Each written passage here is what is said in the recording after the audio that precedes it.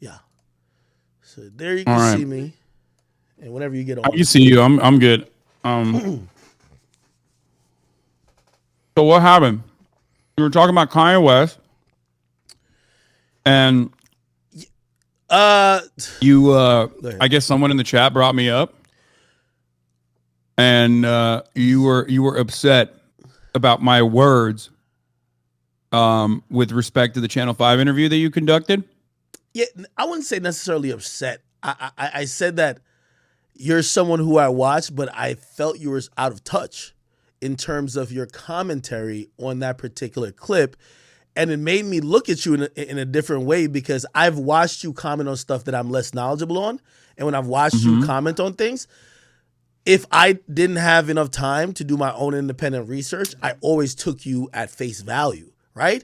And then when you commented on that, it was so surface level that I felt I was like, damn, maybe this whole time I'm watching this, because I watch you a lot, bro. Like, you know what I mean? Again, we're all creators. We probably watch certain stuff of each other, right?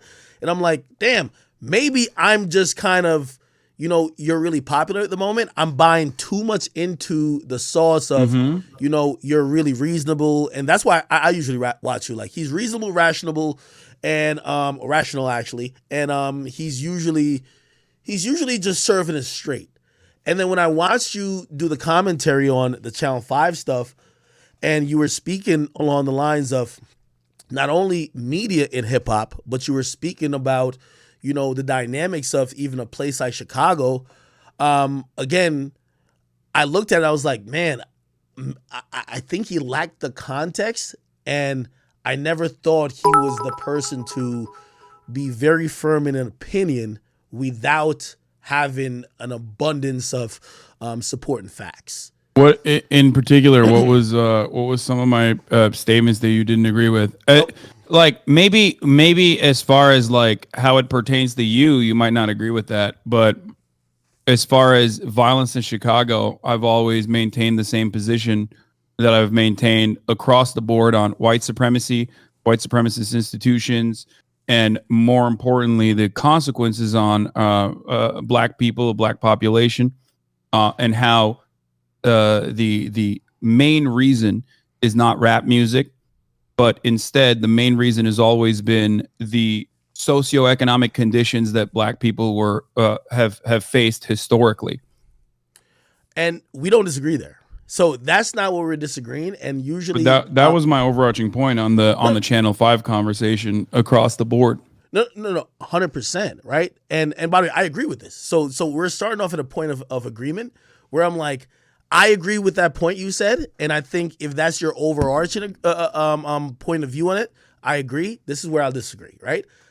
I disagree once we get into the dynamics of now an existing industry that is capitalizing off of the stories and also the plight of, On my camera, okay, great. Oh, all so you can see me as well. right, perfect.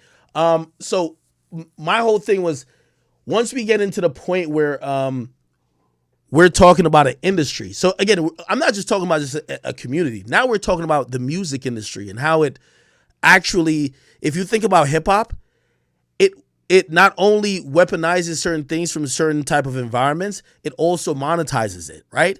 And when we think Mm-hmm. about even drill music, it's not just simple as, you know, I felt the broad brush that was painted and painted incorrectly. I spoke to even Adam 22. We've had multiple back and forths about this. Adam 22 said he even spoke to Andrew might be fucking up his name. Andrew Callahan. Callahan. Okay, great. And he admitted that maybe the portrayal wasn't all the way fair in itself because I think the majority of people who watched that thought that there was an exterior and outside force that was probably, inciting, agitating, and also being the beneficiary of what that violence was in that inner city community, and it felt Record labels. predatorial. Okay, well, I'm glad you're saying that now, but it felt like No, I it said was that back then as well. It's a position that I've talked about quite frequently, which is that I think that record label executives and record labels in general are motivated by profit yeah, and therefore do not care about black bodies in the streets, especially when time and time again, when an artist When a young black artist pops off, if they go to prison, their records sell more. If they pop off and die, even after that, the record label will oftentimes engage in actions that are really fucked up and exploitative, and continue to release their music. And that in and of itself, I think, is a way bigger problem.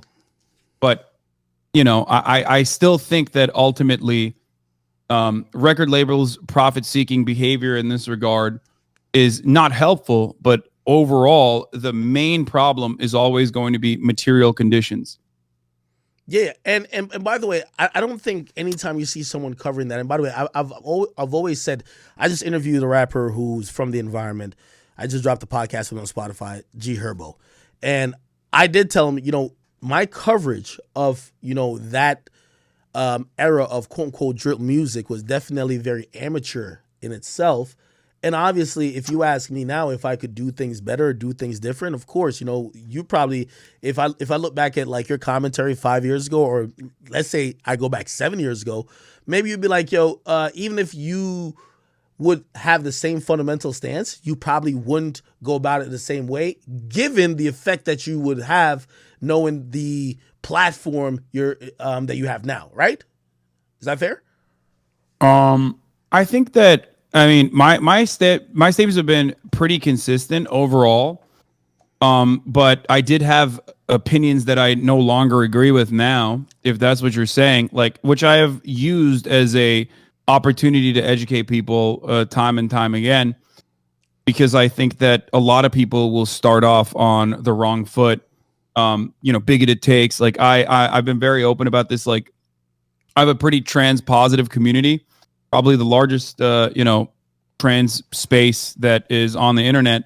But I had transphobic opinions, misogynistic opinions in the past that are well documented. And I've used that always to say, look, I'm a product of my environment. I'm a product of my social conditioning. And just like everybody else is. And I always use that as an educational opportunity for others, that like, I've changed my perspective and you can as well. This level of like empathetic thinking I extend to the criminal justice system, which I think is a genuine problem in America. But overall, I recognize that some of the things I said were wrong, and have used as an opportunity to educate others into not feeling that way either, or not even feeling trapped because they have said certain things in the past. However, having said that, that also comes with the recognition of saying that I was wrong. Do you feel like you were wrong about your coverage of Chirac? So, and this is where I said that I felt like you were only going by the documentary, right? Because, of anyone who's really covered any part of rap culture, right? And I mean, I have history here to go with, right? We could go back to the source. We could go back to Double XL covering the beef between Tupac and Biggie, right? Many people in the culture believe they're the one who created this East Coast, West Coast war that made many artists feel like they have to be a part of it or had to do something, right? Never took a responsibility. When it came to the whole Chicago thing, I've always said, hey, listen, I was young at the moment. I saw these guys calling themselves demons and savages. I made up a couple nicknames for them, and I was trying to showcase the ridiculousness through satire. That's very true. And granted, where my platform grew to, and also where that even platform at the time, which wasn't mainstream, but still it was, it was influential, where that grew to, looking back on it on hindsight, I've always said this. I'm the first person to say I throw my hat into the ring to say there's shared responsibility in terms of accountability that should be taken. I've always been saying, and by the way, the platform Clubhouse. I've been on there multiple times talking to many people who are in the inner city communities from Chicago, acknowledging, hey, listen, maybe this wasn't intended, but I was a part of blah, blah, blah. I've always just said, I feel like people like the convenient scapegoat. And I've always just said, if you go up that ladder of the people who really benefit from it back then or now, right? Lil Durk he's selling a billion records, or he's getting a billion streams. But Lil Durk is like the one person, don't you agree, is the one person who should be making money talking about his own personal experience and his own personal development and upbringing. We're talking about other factors that then go in and make money off of his labor, off of his art, off of him communicating his own personal experiences. And record labels are one element here. And then another is, like you said, XXL magazine Hold with on, respect to like Biggie and Pac. I don't mean to cut you off, but we have to stay on that point because it does become at a certain point, and this is why this conversation is so. That's why I said like you have to be in the culture to see what's going on. What we're talking about now, I'm not in the culture. I mean, that's not something that I mean, that's something that I readily admit. I've never even been to Chicago. No. Hey, I don't think you have been. I don't think you were in the streets of Chicago while you were covering Chicago. But you know, that's besides the point. You know more than I do about the culture. Okay, for sure. But hear what I'm trying to say. What we're talking about. Keep in mind, and I always have to put a time and date to it. Right? When I did the war in Chirac, quote unquote, I did it from. It's a 2014 to 2017 thing, right? We're in 2022, 5 years actually after I've ever done it. When I mentioned Durk, Lil Durk is currently making songs that's inciting and also mocking deaths of people that's happened as recent as like 8 months ago. So I hear this. Is why I say you're out of touch, because if you could say that what I did 5 years ago, which literally has way less of an impact than what a Lil Durk would do, and you're like, oh well, you shouldn't do it. Lil Durk is a millionaire. He's made at least, listen, just off raw estimation, maybe 100 million. He's not in the same situations anymore. This is not Lil Durk who's like really in these situations of choice. This is someone who knows what sells. This is someone who knows what marketing is. This is someone who's been dropped from a record label, who's tried different methods of trying to making it, and realize that, hey, what people like is when I exploit and I sing about bloodthirsty music, and even if it means inciting stuff that feds just locked up somebody literally like 8 months ago for a murder of a very popular rapper, he's inciting it. He's dissing people. So again, I ask you, and I'm like, well, is there no blame to be laid to the rapper's feet who's made it? We're not talking about these, one of the regrets I always said about the war in Chirac, there were kids. They didn't have no resources. They were broke. They were just trying to make it. We're talking about guys who realize that they're signing $50 million record labels, or record deals, and it's incentivized for them to keep propelling and keep propagating that violence through their music today. They still do it, and that's why I say you would be out of touch, because could you sit here and cognizantly say, while this guy is living in the upper echelon of Atlanta and also Beverly Hills, he should be still with his huge platform, which is, when I mean exponentially, 10, 20, maybe 100 or 200 times more than Akademiks, still fueling the rap beef, still fueling the violence from where he came from. But why is he doing it? It's straight for profit at this point, because it's not out of necessity. He doesn't live there anymore. What would you say to that? I mean, it's still his culture. It's still his background. I think that ultimately the point I was always trying to make is that music in and of itself is just a product of the experiences that you have, right? Culture is like a mirror. You can try, if your mirror has smudge on it, and you can try to clean that mirror. Ultimately, whatever is reflecting back from that mirror is whatever is the reality.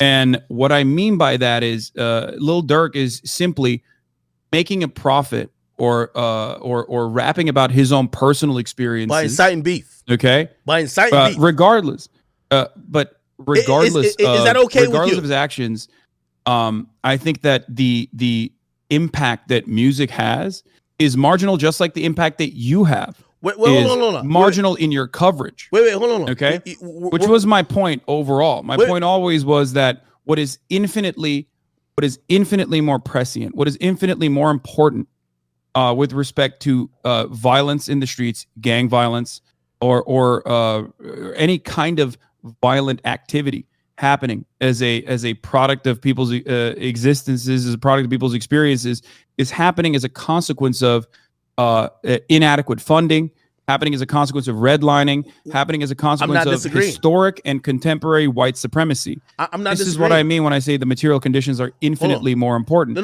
which is precisely what I was mentioning in that conversation with you as well. Wait, I'm not disagreeing. I'm talking about lame blame because that's where we're having these conversations. What some people think is in post. You get what I mean?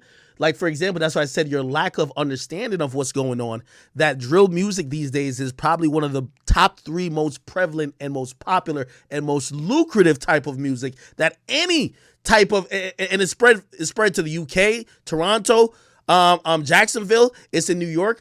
So when I say that to you, do you really think that it's a fair place of blame, especially even these days, right? Philly has the worst murder rate. You can look it up by capita currently, right? They're also getting into this same type of style. What I did with the war in Chirac ended in 2017.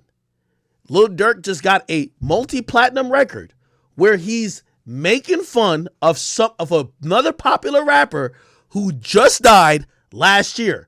Lil Durk is way up. He is not in the position of these people who you're trying to act like, oh, they're victims of circumstances.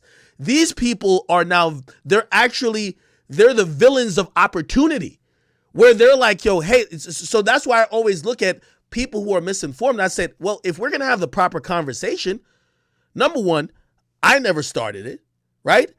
Granted, did I say I have zero blame to take? I think I took some blame even in this, and I've always publicly said it.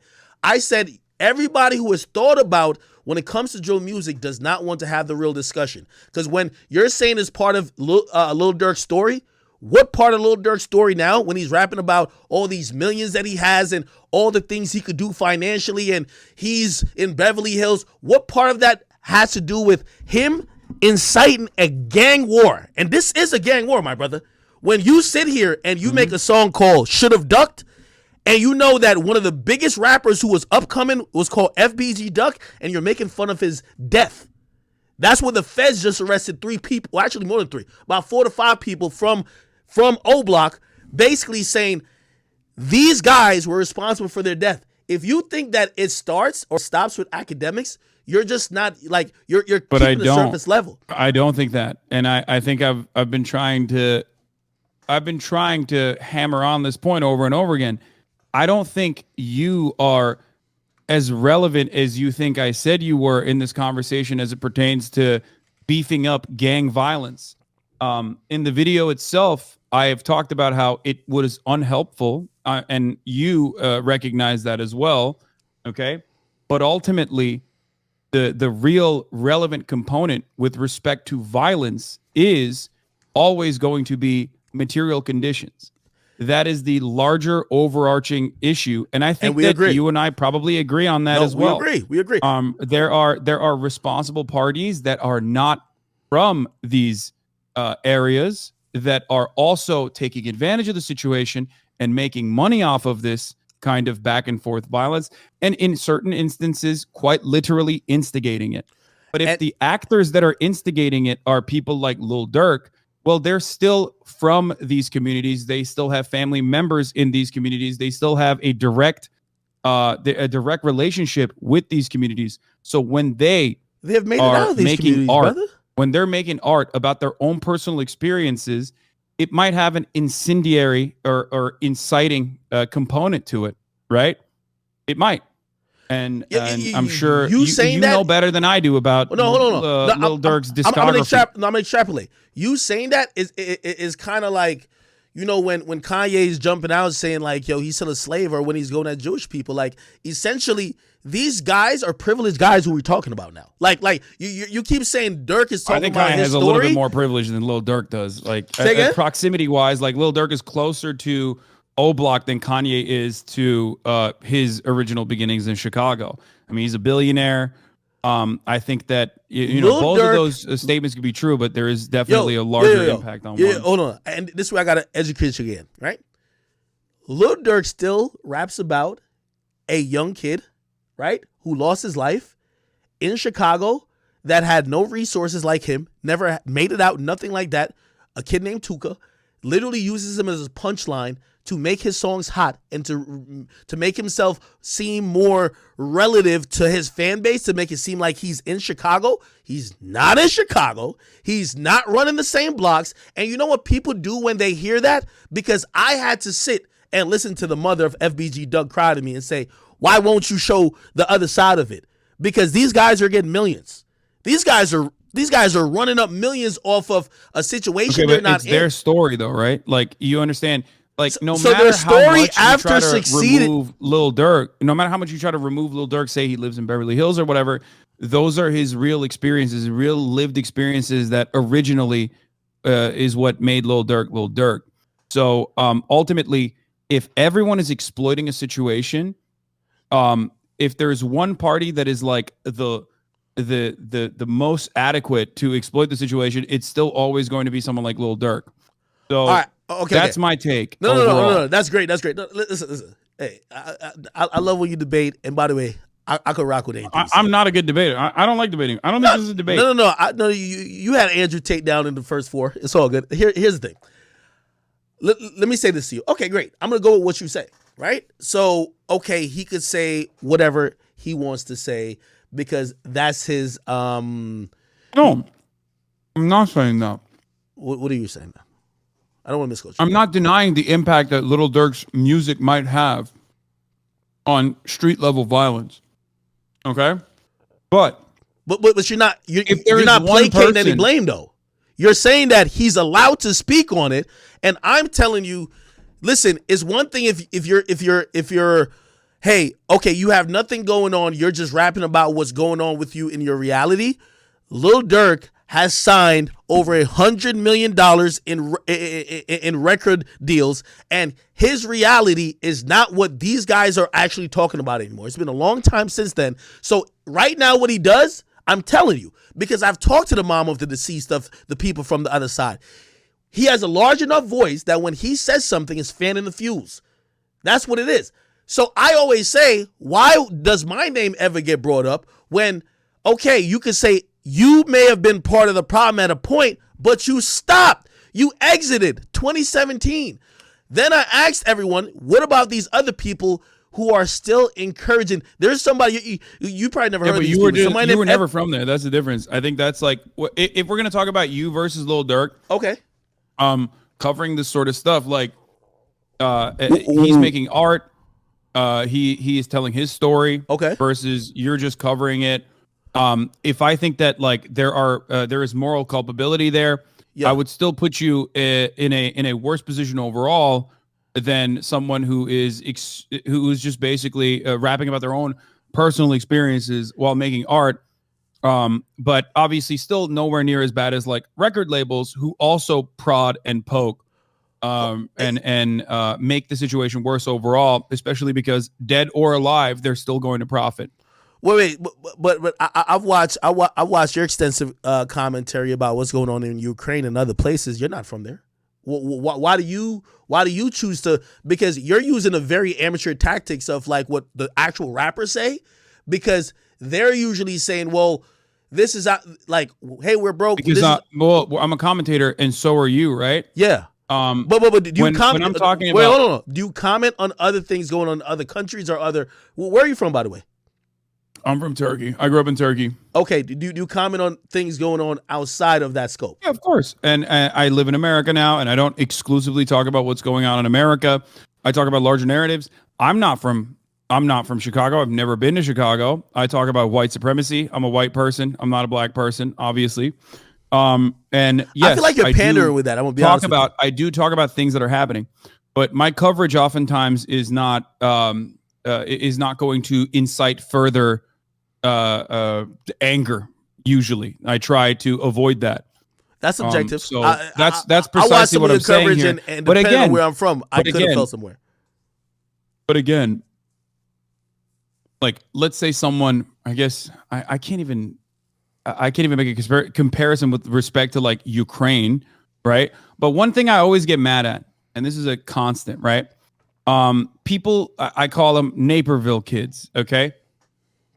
there's a lot of white kids in Naperville that will run around saying you ain't slide for Vaughn, you ain't slide for Vaughn, and it's like, bro, you live in a fucking McMansion that your mom and dad got. I agree. Okay, and you are so careless in the way that you are celebrating Black Death, specifically as though it's just for you to consume. It's just content for you to consume. When we're talking about fucking real people dying. Okay. Hold on. And that is. Do you think that's a byproduct of me, or do you think that that's a byproduct of like my coverage, or do you think it's a byproduct of probably the larger scope of everything? Where put it like this, it's much larger. No, it's much larger than your coverage. I did the Warren Shark for 3 years. I never said when is so and so going to slide for so and so. You know who does say that though?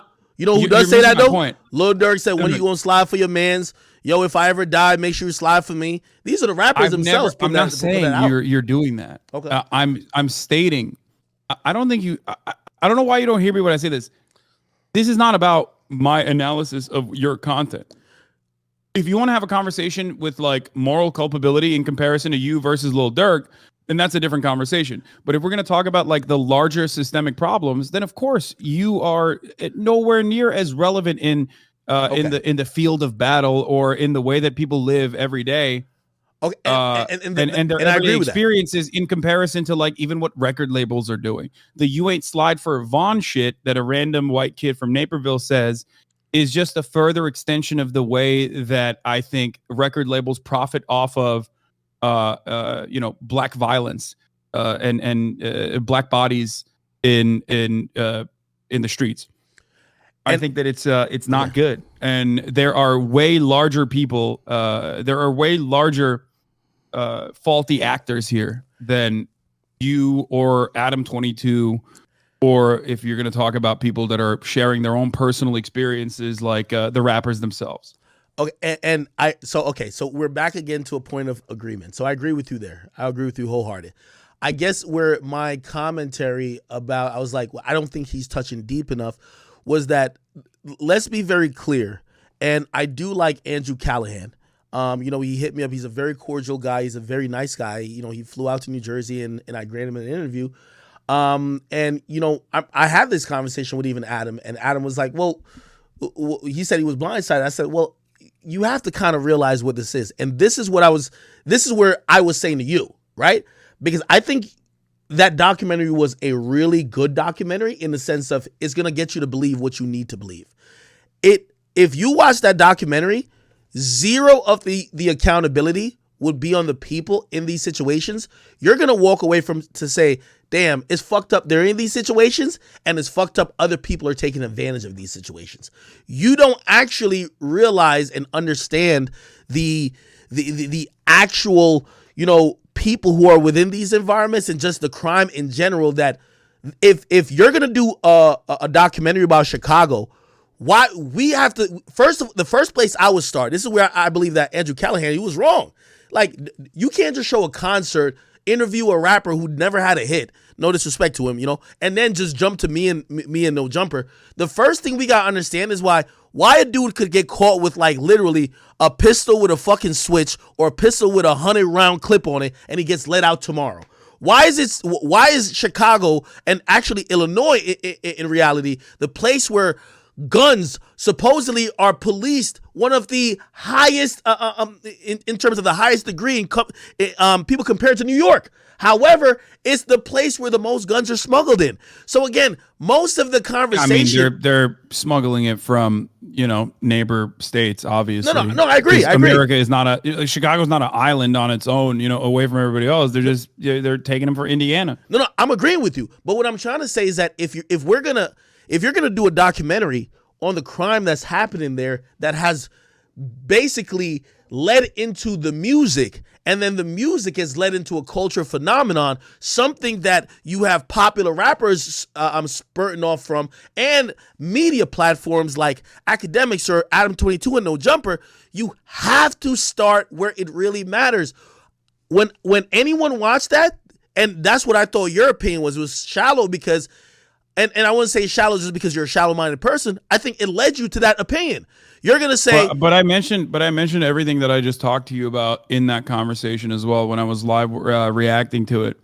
with respect Not on to the same like scale, though. material You conditions did. playing a significantly larger role in the way that violence happens in certain communities and not others in an identical capacity.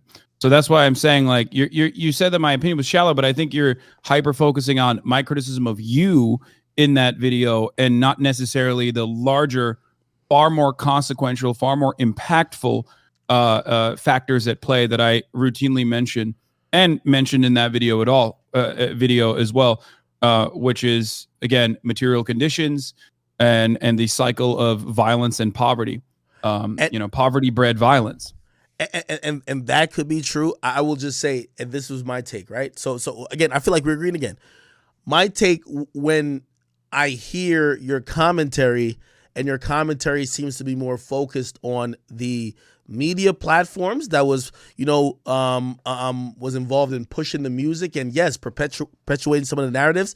It may seem like you're absolving other more important structures when, if say you talked about it for 10 minutes, I watched the whole clip, I'm playing basketball and I'm listening to you. I listen to you a lot, brother. And I was just like, you kind of skimmed over like all the real societal problems that's going into this. And you're like, yo, not gonna lie. I think you even referred to like, yo, these guys are doing like, they're like pieces of shit for it. You know what I mean? And I could be wrong about that. I could be wrong about the exact terming, but you made it seem like we were the biggest culprits of, maybe not, again, causing all this stuff, but taking advantage of it. And in reality, I've always said, and I'm not going to use this point against you because you've just brought it up in your defense. Me and Adam even talked about this. Again, the biggest, the people who actually benefit most from drill music, from all these deaths, from everything you might consider when it comes to neighborhoods like Chicago or all the neighborhoods in Chicago, cities like Chicago, is going to be number one, the record label owners, the executives, the record labels themselves. Then you're going to trickle down and you're going to get to even the rapper. You're going to get to other like conglomerates before you get to the media. The media is usually no, I don't think so. That's the main difference again. Okay, what do you think the media is at? Them because I don't think that individual actors and the way that they rap about their own personal experiences is as morally damaging as like other people that are inciting. Let me ask you a question. Well, he's inciting too. If you're I don't listen. I don't know the songs you're referencing right now. Like I said, I'm not super familiar. I'm gonna extrapolate just with for you. The culture. I'll extrapolate just for you. I'll extrapolate for you. So we'll get out of Chicago. So I don't know if you know what's going on in Atlanta. You have the DA who is arresting actual rappers who are not only allegedly committing crimes, but they're rapping about them brazenly and also profiting off them. They're making millions of dollars. Granted. Yeah. Which should be protected under the First Amendment, by the way. I think that if you're going to put together a RICO case, you can't be using gang signs that people are throwing up as a compounding factor or as a reason alone. Like, obviously, there's more evidence. Like, let me ask you a question. One, don't fucking rent a car with your name on it. Unfortunately, don't rent a car with your name on it if that car is going to be used in a drive-by shooting. Okay. Well, some of the lyrics are using herself. Right? Some of the lyrics they're using a lyric from a rapper named Young Thug. He rapped about, yo, well, you already got the message. I know. You don't have to say a rapper named Young Thug, bro. I don't know how much you know. I just got to be like, yo, he rapped about shooting somebody's mama's house up. Guess whose mama's house was shot up? His biggest opposition. And that's an actual, you think that's just free speech. So he could rap about, especially if they have tangible proof that he's linked to the person who shot up the person's house, right? And he's rapping about it brazenly. By the way, here's the thing too, which I gotta commend to the Queen. I don't know if you know her. You know the Queen? Not the Queen behind you that's dead. Her name is Fonnie Willis. You gotta show some love, brother. Fonnie Willis, she's a queen. This is exactly what she said. If you're rapping about things that we already have evidence to that matches it, it's going to be an indictment. Like, where do you stop with freedom of speech? So can I get on a record, right? So if I did, I don't know, say I did some crime and I literally get on a record and say exactly what I did, just because it's over an 808 and it matches exact evidence. Keep in mind, none of these things matter until it matches exact evidence. Anything is one thing to be used in an indictment. It's another thing to wholly be used in a court of law to use to be prosecute you. When everybody keeps saying, oh, they're using evidence to charge these guys, there's no actual count on the indictment that said a lyric. These are supporting facts for the counts. They're charged with gang violence. How do you know these people are in a gang? Well, he has the gang tattoo. I know you might want to say that's just art. That might be spray paint, graffiti. I'm sorry, brother. If 20 y'all niggas got but I don't know if you can say nigga on your stream, so my bad. I said oh my. I mean, you can say it. Okay. But if there's 20 people with a gang tattoo, and this is something that's very known, or if you're rapping about certain stuff that's just actual crimes, freedom of speech just stops somewhere. And I know you believe that. You don't think that people could just snitch. Yo, this not even freedom of speech. It's called self-snitching. Hold on. If you cheated on your taxes, right? And you made a song. If you cheat on your taxes and you made a song saying, fuck the IRS. It is called self-snitching. But here's the thing. I get that. But when you are establishing a case, I think the supporting factors, the supporting evidence is infinitely more important than just using rap lyrics. Now, do I think, by the way, you said Fannie Willis is the queen. I'm a little bit more critical. I think that like this move to lock up Young Thug, Gunna, and other YSL affiliated rappers, I think that was for publicity. Have they committed crimes? Allegedly, it seems like they have. Okay. Wait, hold on. Because again, I like to extrapolate because I'd never want to just talk only culture that people be like, oh, we were talking about something he doesn't know. You know the criminal justice system, my guy. You maybe not particularly in Fulton County, Georgia, but let's be honest.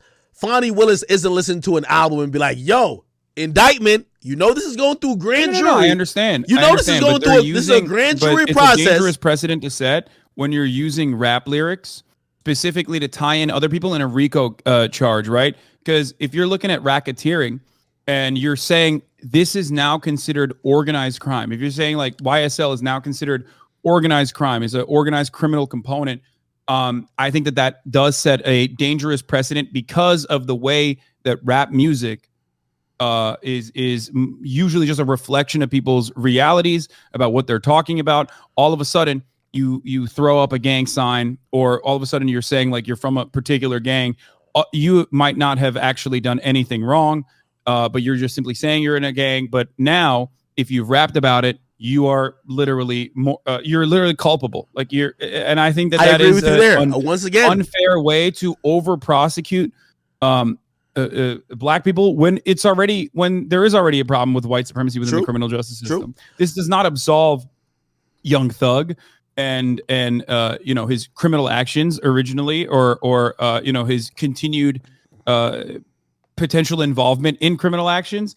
But I think Gunna is a great example. I would say, I mean, you're locking people up for things that they may have done in the past, and your association in that overarching case is specifically that they were part of the record label, that they were throwing up signs. Like I think that's a silly way to do it. Free Gunna is what I'm saying. Hold on. No, well, first of all, you see, I hate to argue on the opposite side of this, but I'm just arguing on the point of facts. I mean, you did call the DA a queen, so nah, the DA. Hey, listen. If you understand, especially and you ask anybody who really live in Atlanta, crime over the last 5 to 7 years has gotten out of control. It's I don't want to say there's some loose correlation with rap there becoming popular. Oh, come on. Yeah. Now that Young Thug is in jail, I'm sure that crime has been solved. Like, come on, that's not. No. That has nothing to do with that. No. It's hold on. poverty. Anybody who is lives causing people to fucking rob other people. Anybody who lives in Atlanta, if they will actually be honest, right? They don't have to just admit it publicly. Admit it to themselves. The problem in Atlanta is a bunch of rappers who call themselves gangsta has got mad money, mad resources, and think they're above the law. That's the fact. Crime over the years have gotten worse because these guys think they're operating without impunity. And I know you think the crime rate in Atlanta has something to do with rappers individually acting with impunity. I don't agree with that. I think like when we're talking about crime, it's such a larger problem. It's such a larger problem than like no. We're not saying it's the only problem, but trust me, them niggas in Atlanta, they're thinking there is no repercussion for how they're moving. You know why this RICO was dropped? They're shooting cops Every black person or any criminal or anybody who does anything will know you start shooting cops, they're coming after you. These dudes are getting so emboldened, they're shooting police officers. Of course, RICOs are going to come down. If they were only killing people in their inner cities, we've seen, look at Chicago. You don't see feds really running in there. They popped YSL affiliates for not shooting at cops, but for shooting, other members of their community, like ops. Cleveland Avenue is one of the worst parts of Atlanta. Bro, these are all. Am I wrong? Wait, maybe I'm wrong. Maybe you know more. Wait, did they actually catch anyone that was a YSL affiliate for shooting at cops, or was it just other rival rappers and gang members? That's why the RICO came down. I could Google it now for you. Hold on, I want to make sure I get the cop name right. They injured a cop, right? So if anyone doesn't know, first of all, this DA also is trying to get Trump for election fraud shit. Okay, so this Trump. Yeah, I agree with that. That's good. Yeah, she should focus on that more. She's not just trying to, like, by the way, she's black. She's not just trying to just get niggas. She thinks she's staying on a moral high horse. And by the way, I think she's trying to do the Kamala Harris move. She's trying to use this position to get to another position, hopefully to get to politics. Here's the problem that happened. There was a guy whose name is Nut. Okay, he got killed, and before this DA got in the position she got in, she swore to the family, "I'm going to solve that murder."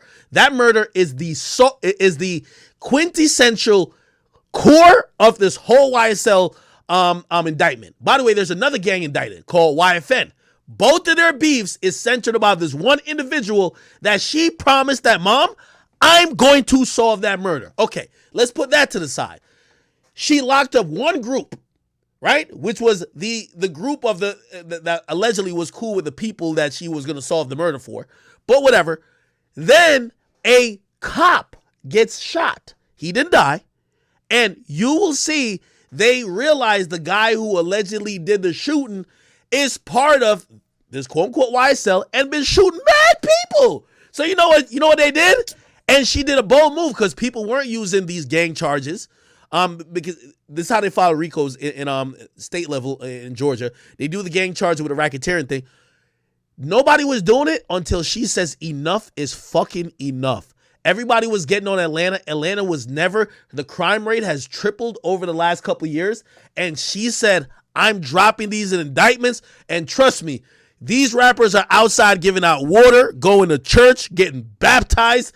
They're like, you know what I mean? They're giving their life to God. They want no more smoke. And you got to thanks to the Queen Fonnie Willis.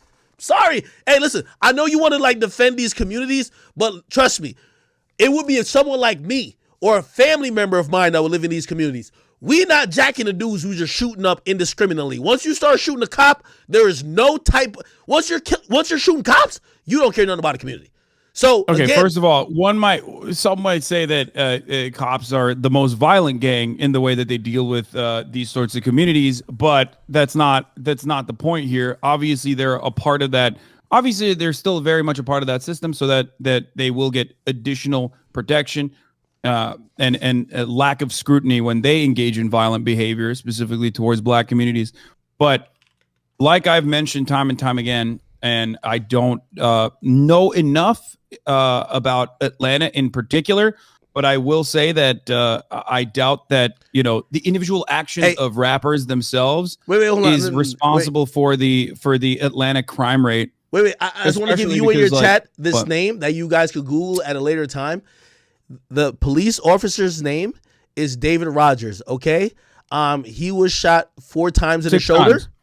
This is Atlanta. He was shot 6 times while trying to arrest young Slime Life gang member, according to the warrants. That's what you're looking at. Yeah. Right. So that's what you're talking about. Yeah. You're talking about one individual act of violence against the cop, and I'm saying that yes, the system comes down to protect its most violent offenders, usually that being cops. So I get why there would be additional consequences. I mean, look, you have Chris Dorner. Are you familiar with Chris Dorner? Of course I am. Are you anti-cops? It sounds like you're anti-cops. What? It sounds like you don't fuck with cops. Listen, everybody knows in every neighborhood, listen, I operate in hip-hop that usually say fuck 12, but trust me, everybody knows once you start shooting police officers, the shit is over. You can watch any movie. I understand that. You can watch any that's why I movie. mentioned Once the a cop Dorner gets example, shot, right? They fucking lit him on fire in a cabin. because he killed cops. No, I know, and also he was a Even though former he cop, was so a he cop turned against him. originally. So no, I get that.